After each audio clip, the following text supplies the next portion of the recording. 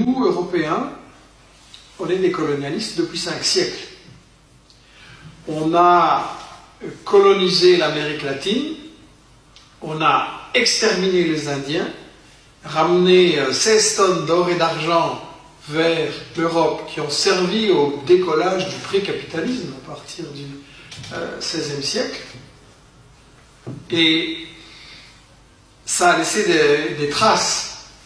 L'Église disait, c'est pas grave de tuer un Indien, ils n'ont pas d'âme. Ça, c'était la doctrine officielle de l'Église pour justifier les violences et le pillage économique qui étaient commis.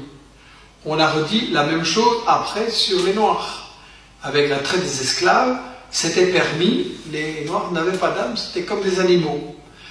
Donc, toute cette mentalité coloniale a laissé des traces.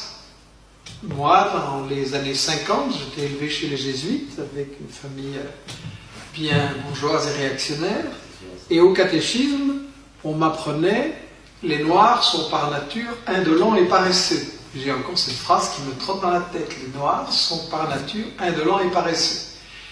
Les Arabes étaient bien entendu fourbes, les Chinois aussi, et donc finalement, il n'y avait que les Blancs qui étaient vraiment bien. Donc, on a été élevé là-dedans. Maintenant, les choses sont moins crues, plus hypocrites peut-être. Et il faudrait cesser d'exporter la démocratie occidentale. C'est une démocratie d'esclavagistes, c'est une démocratie qui ne fonctionne pas, c'est une fausse démocratie. En réalité, c'est une démocratie qui est basée sur le pillage des ressources, des matières premières fondamentales.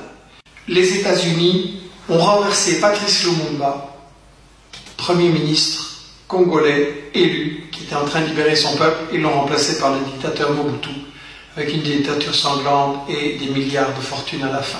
Le gouvernement des États-Unis, le gouvernement de la France, etc., ne sont pas la solution des problèmes, ils en sont la cause.